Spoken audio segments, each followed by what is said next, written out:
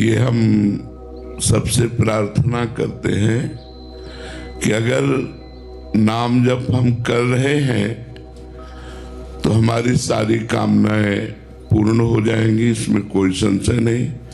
भगवान की भी प्राप्ति हो जाएगी, इसमें भी कोई संशय नहीं। हमारे जीवन में जितनी त्रुटियां हैं, विश्वास कीजिए नाम जप के बल से वो सब दूर हो जाएंगी। पर ये 10 नामापराध हैं जो हम अपनी तरफ से आपको बता रहे हैं बिना प्रश्न किए। नाम जप करने पर भी आपको लाभ नहीं प्राप्त होगा। अगर ये 10 नामापराध आपके जीवन में है तो आप नाम जप करेंगे तो भी आपको लाभ नहीं प्राप्त होगा। फिर आप नाम पर अश्रद्धा कर लेंगे कि हमको इतने दिन हुए नाम जप करते हुए और हमें कोई लाभ नहीं प्राप्त हुआ। तो हमारी प्रार्थना है कि नाम जप थोड़ा भी हो लेकिन इन 10 नामापराध से बच करके हो। तो ध्यान पूर्वक सुनिए। 10 नामापराध में पहला अपराध है संत पुरुषों की निंदा। सबसे पहला अपराध है, क्योंकि नामदाता कोई न कोई संत सदगुरु ही होते हैं जिनसे हमें नाम मिला। जैसे आप राधा नाम जप करते हैं तो आपने किसी संत के मुख से सुना कि राधा नाम, आप राम नाम जप करते हैं, आप शिव नाम जप करते हैं, आप कृष्ण नाम जप करते हैं, तो किसी न किसी संत से सुना। यदि नाम जपते हुए आप किसी भी संत की निंदा करेंगे तो वो नामापराध आपके ऊपर लागू हो जाएगा और वो नाम आपको फल नहीं प्रदान कर पाएगा। इसलिए जीवन में परदोष दर्शन, परदोष श्रवण और परदोष कथन से बचा जाए तो ये अपराध होगा ही नहीं। जैसे कोई आपके सामने ऐसा दृश्य उपस्थित है जो गलत है, यदि हमारा मित्र है, हमारा शिष्य है, तो हम उसे समझा सकते हैं। यदि वो नहीं है तो तेरे भावे जो करे भलो बुरो संसार, नारायण तू बैठ के अपनो भवन बुहार। हमें चाहिए कि वो भला करे, वो बुरा भगवान जाने। हमको अपने हृदय में वो बुराई न देखनी है न कथन करनी है, अपने हृदय को बुराई से बचाना है। तो हम किसी की भी निंदा ना करें। पर निंदा किए थे आवत नहीं कछु हाथ, मूरख पर्वत पाप को ले चल अपने साथ। पराई निंदा करने से हाथ तो कुछ लगता नहीं, पाप की गठरी बांधकर हमें नरक जाना होता है। और भक्तन निंदा अति बुरी, भूली करे जिन कोय, किए सुकृत बहु जन्म के छिन में डारे खोए। भक्तों की निंदा तो बहुत बुरी है, भूल करके भी नहीं करना चाहिए। यदि भक्तों की निंदा हुई तो बहुत जन्मों के पुण्य एक क्षण में नष्ट हो जाएंगे। साधु अवज्ञा तुरंत भवानी, कर कल्याण अखिल के हानि। तो हमको संत द्रोह, वैष्णव द्रोह, गुरु द्रोह ये महान अपराध हैं, इनसे बचना चाहिए। ये ध्यान रख लीजिए। नाम जापक कभी किसी संत की निंदा न करे, कभी किसी वैष्णव की निंदा न करे, कभी गुरुजनों की निंदा न करे। फिर नाम जप करे तो नाम का अपराध नहीं लगेगा और नाम फलीभूत होगा। अब दूसरा नामापराध, भगवान शंकर और भगवान श्री हरि में भेद मानना, उनके नामों में भेद मानना। जैसे एक प्रसंग आता है रामचरितमानस में, काकभूषुंड जी अपने पूर्व के जीवन चरित्र का वर्णन करते हैं कि मैं एक ब्राह्मण बालक था, अवध में जन्मा था, पर भगवान शंकर के चरणों में मेरी बड़ी प्रीति थी। तो उज्जैन में हमने दीक्षा प्राप्त की। गुरुजी बहुत उच्च कोटि के महान ज्ञानी संत थे और भगवत प्रेमी भी थे, तो उन्होंने हमें शंकर मंत्र ही दिया। पर वो हरि की बड़ाई करते थे, तो अपने गुरुजी से द्रोह हो गया। ऐसा नहीं होना चाहिए। उसका परिणाम क्या हुआ कि गुरु से उपेक्षा होने लगी, दूरों अश्रद्धा होने लगी। तो गुरु जी आए और उन्होंने उठकर प्रणाम नहीं किया। ये भारी अपराध है। गुरु के सामने पहुंचने पर सर झुक जाना चाहिए, और हो सके तो पंचांग प्रणाम करना चाहिए, और हो सके तो साष्टांग प्रणाम करना चाहिए। गुरु साक्षात परब्रह्म। तो उन्होंने कि क्या गुरु जी को प्रणाम करना, उन्होंने प्रणाम नहीं किया। उसी समय भगवान शंकर असंतुष्ट हो गए। जिनका वो अनन्य था, जिनका मंत्र जप करता था, उन्होंने ही आकाशवाणी हुई कि अरे दुष्ट, अजगर के जैसा बैठा रहा, तेरे गुरुदेव पधारे और तो उठ करके प्रणाम नहीं किया। जब मैं शाप देता हूं 1000 बार अजगर योनि को प्राप्त हो, 1000 जन्म तुझे अजगर योनि के प्राप्त हो। अब तो गुरुजी ने जब यह आकाशवाणी सुनी तो करुणा से विकल हो गए कि ये बेचारा ज्ञानी जीव कितना भारी कष्ट प्राप्त करेगा। तो नमामि शमीशान निर्वाण रूपम, इस स्तोत्र का गायन किया।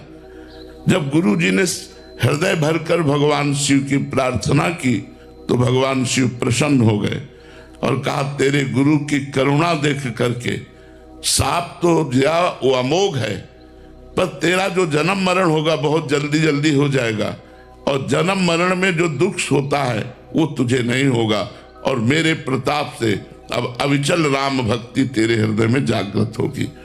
तो ये दूसरा नामापराध है, भगवान शिव और श्री हरि में भेद करना, भगवान शिव और श्री हरि के नाम में भेद करना। आजकल लोग समझते नहीं हैं। कुछ वैष्णव शैव की निंदा करते हैं, कुछ शैव वैष्णवों की निंदा करते हैं, और दोनों परमार्थ से अपने आप को खाली कर देते हैं। जो शैव होकर वैष्णवों की निंदा करेगा, जो वैष्णव होकर शैव की निंदा करेगा, वो दोनों अपने परमार्थ से भ्रष्ट हो जाएंगे। इसलिए ये दूसरा नामापराध, भगवान शिव और भगवान श्री हरि में भेद न करना, उनके नाम में भेद न करना। तीसरा, नामदाता गुरु का कभी भी किसी भी तरह से अपमान न करना। हमारा सर्वस्व गुरुदेव का है, तन मन धन प्राण सर्वस्व गुरुदेव के है। हम गुरुदेव को कभी अपमानित न करें, गुरुदेव को कभी नीचा न दिखाएं, गुरुदेव को कभी हम ऐसे अपशब्द न कहें, उनकी अवज्ञा न करें। अगर अवज्ञा करेंगे तो चाहे जितना नाम जप कर लें, हमें भगवत प्राप्ति नहीं होगी, क्योंकि मोक्ष मूलम गुरु कृपा। गुरु यदि प्रसन्न हृदय से होकर के, शिष्य के किसी आचरण से प्रसन्न होकर के, मान लो गुरु के द्वारा कोई ऐसा कार्य हो गया और आपने अपने गुरुदेव के प्रति किए, तो मेरे प्रभु हैं, और बिल्कुल शांत रहे, तो गुरुदेव जान रहे हैं कि मैंने प्रतिकूलता की, मैंने अपराध किया, और वो हृदय से जब आशीर्वाद देंगे तो निश्चित भगवत प्राप्ति हो जाएगी। मोक्ष मूलम गुरु कृपा, मोक्ष का मूल गुरुदेव की कृपा है।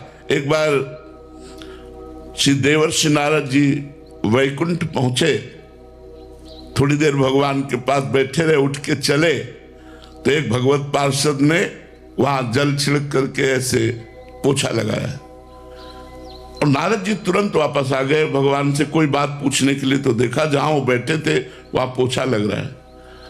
देवर्षि नारद जी ने कहा, प्रभु जहां हम बैठे थे वहां पोछा लग रहा है इसका। तो बोले, आप निगुड़ा हो, अभी गुरु नहीं बनाया, मेरे भजन के प्रताप से मेरी प्राप्ति तो हो गई, लेकिन आप अभी परम पवित्र नहीं हुए क्योंकि गुरुदेव का वर्ण नहीं किया। ऐसा कई प्रसंग महाभागवतों के आते हैं। देवर्षि नारद जी ने कहा, प्रभु तो आप ही बता दीजिए मैं गुरु किसको बनाऊं।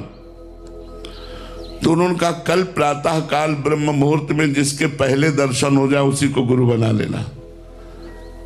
और भगवान ने ऐसी लीला की कि प्रातः काल बहंगी टांगे हुए उसमें पानी भरने के लिए जो कहार जाता है, वही रूप धारण करके भगवान तो पहला दर्शन किया। उनके मन में क्षोभ हुआ, यार क्या इनको गुरु क्या। दूसरे दिन भगवान के पास पहुंचे, भगवान ने कहा, गुरु दर्शन हुए? बोले, गुरु दर्शन तो नहीं हुए, कहार के दर्शन हुए जो पानी भरने वाला। बोले, गुरु की जाति पर दृष्टि रखी, गुरु की क्रिया पर दृष्टि रखी। जाओ मैं तुम्हें शाप देता हूं 84 लाख योनियों को बार बार भोगो, जन्मों मरो। तो देवर्षि नारद जी चरणों में गिर गए और कहा प्रभु मेरा निस्तार कैसे होगा? तो उनका उन्हीं गुरुदेव से पूछो जाकर।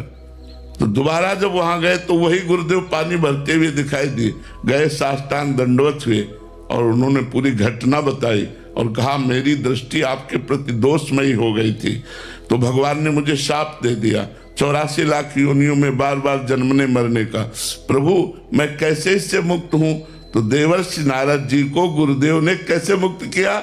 ऐसे अंगुली से भूमि में एक घेरा बनाया, 84 बिंदु बनाए, बोले इनमें लौट जाओ। लौट गए, बोले जाओ 84 लाख योनियों से मुक्त हो गए। गुरु कृपा एक क्षण में 84 लाख योनियों से मुक्त कर दिया। तो गुरु द्रोह नहीं होना चाहिए। अगर हमने अपने जीवन में गुरुदेव बनाया है तो हम इतने सहनशील हों, इतने उदार हों कि कोई छोटी मोटी बात भी पड़ जाए तो अपने गुरुदेव के चरणों की तरफ ही देखें। हम कभी उनको अपमानित न करें, उनसे द्रोह न करें। यदि हम गुरु द्रोह करेंगे तो हम चाहे जितना भजन कर लें, हमारा मंगल नहीं हो सकता, हमें शांति प्राप्त नहीं हो सकती, हमें भगवत प्राप्ति नहीं हो सकती। चौथा, किसी भी शास्त्र की निंदा न करें। मानो आपको कोई भी शास्त्र प्रिय है तो किसी दूसरे शास्त्र की, वेद शास्त्रों की, पुराणों की, संत वाणियों की निंदा न करें। किसी की निंदा न, अपने अपने मार्ग हैं, शास्त्रों में बहुत से मार्ग हैं। आप किसी एक मार्ग के अनुयायी हैं तो आप चलें, अन्य शास्त्रों की निंदा न करें। जैसे कुछ निराकार उपासना को मानने वाले पुराणों की निंदा करते हैं, कुछ वेदों की निंदा करते हैं। निंदा करेगा तो चाहे जो मंत्र जप करे कभी सिद्ध ही नहीं हो सकता। इसलिए वेद, शास्त्र, पुराण इनकी कभी निंदा न करे। पांचवा, भगवान के नामों की महिमा कही गई है तो ये कभी ना सोचे कि ये तो केवल स्तुति मात्र, इतनी महिमा तो नहीं है। अगर नाम में अर्थवाद की भावना करे, अर्थवाद का मतलब होता है बड़ी ऊंची ऊंची बातें नाम की महिमा में कही गई। जैसे अपने लोग जब वर्णन करते हैं, नाम के समान कोई तीर्थ नहीं, नाम के समान कोई पुण्य नहीं, नाम के समान कोई ज्ञान नहीं, नाम के समान कोई धर्म नहीं, नाम के समान नाम ही है, नाम से बढ़कर कुछ नहीं है। अब उसे ये न समझे कि एक नाम लेने मात्र से त्रिभुवन का कल्याण हो सकता है, ऐसा वर्णन। तो ये न समझे कि यार ये स्तुति मात्र है, अर्थवाद मात्र है। ऐसा समझना नाम का पांचवा अपराध है, नामापराध है। छठा, भगवान के नाम से पापों का नाश होता है। सुना आपने, अब सुबह से पाप करना शुरू किया शाम तक, और शाम के बोले राम राम राम राम, कृष्ण कृष्ण कृष्ण, राधा राधा राधा, बोले पाप तो नष्ट ही हो जाते हैं। तो कह रहे हैं इस प्रकार से नाम के बल से पाप करने वाला वो छठे नामापराध को प्राप्त होता है, उसका पाप नष्ट नहीं होगा, वो नरक को जाएगा। नाम के बल से पाप नहीं करना। हमसे पाप हो गए तो नाम सब पापों का नाश कर देगा, पक्की बात है। लेकिन ये सोचकर कि ये मैं पाप करूंगा और शाम के नाम जप कर लूंगा तो मेरा पाप नष्ट हो जाएगा, तो नाम के बल से पाप करना ये छठा नामापराध है। सातवां, जैसा अभी वर्णन किया, नाम के समान केवल नाम है, न कोई यज्ञ है, न कोई तप है, न कोई दान है, न कोई व्रत है। एक आदमी नाम जप कर रहा है, एक आदमी यज्ञ कर रहा है, तो जो नाम जप कर रहा है वो परम पद को प्राप्त होगा। जो यज्ञ कर रहा है वो बहुत बहुत स्वर्ग लोक को जाएगा, बहुत बहुत तप लोक को जाएगा। जो तपस्या कर रहा है तप लोक, जो दान कर रहा है स्वर्ग लोक, जो व्रत कर रहा है वो स्वर्ग लोक, लेकिन जो नाम जप कर रहा है वो भगवान को प्राप्त होगा। देखो, जैसे अंतिम समय अपने पुत्र नारायण को पुकारा, ना कि भगवान को, नारायण, उसी समय भगवत पार्षद आ गए और अजामिल को परम पद की प्राप्ति हुई। तो कह रहे नाम के बराबर कुछ न समझना। यज्ञ, दान, तप, व्रत जितने भी हैं वो सब नाम से छोटे हैं, नाम सबसे बड़ा, यहां तक कि भगवान से भी बड़ा भगवान का नाम। तो नाम की बराबरी करना किसी से, ये 7वां नामापराध है। 8वां,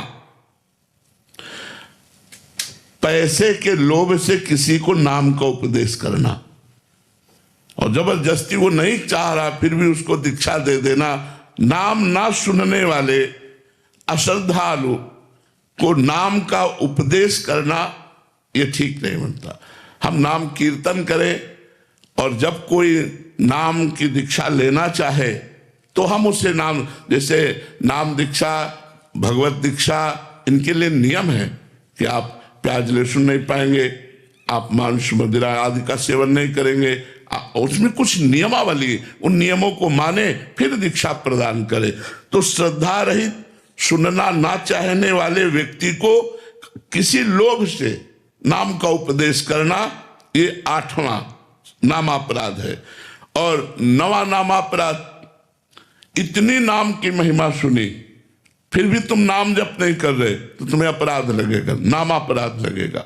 जब इतनी नाम की महिमा भगवान ने कृपा करके संतों से सुनाई तो आपको नाम जप का नियम ले लेना चाहिए कि आज से 11 माला जपूंगा, आज से इतना नाम जप करूंगा, उसका नियम ले लेना चाहिए। अगर नियम नहीं लेते, नाम जप नहीं करते तो आप अपना पतन करते हैं, आपके ऊपर 9वां नाम अपराध लागू हो जाएगा। और 10वां, नाम की महिमा सुनकर, सत्संग सुनकर भी अहंकार का त्याग न करना। मेरा ये पद, मेरा ये, मैं और मेरे के फेर में फंसकर विषय भोगों में आसक्त होकर भगवान के नाम का आश्रय न लेना, ये 10वां नामापराध है। यदि हम नाम जापक इन 10 नामापराधों से बच जाए तो बहुत जल्दी नाम फलीभूत हो जाए और हमारे सारे पाप नष्ट करके, सारी कामनाओं को शांत करके भगवत प्राप्ति करा दे। अगर अब इन 10 नामापराधों से कोई नामापराध हमसे बन जाए तो क्या करें? तो इसमें लिखा हुआ, नामापराध युक्ता नाम नामान्येव हरन्त्यघम अविश्रांत प्रयुक्तानि तान्येवार्थ काराणि च। अगर नामापराध बन भी जाए तो हाथ जोड़कर भगवान से प्रार्थना करे और खूब नाम कीर्तन करे, तो उससे नाम का अपराध भी जो है वो नष्ट हो जाता है कि प्रभु आगे से मैं कोई नामापराध नहीं करूंगा। तो ये 10 नामापराध आप सबके सामने वर्णन किए कि नाम जब करते हुए आपको ये लाभ लेने नहीं देंगे यदि ये 10 नामापराध होंगे, और 10 नामापराध से बचकर यदि आप नाम जप करेंगे तो आपको बहुत लाभ प्राप्त होगा।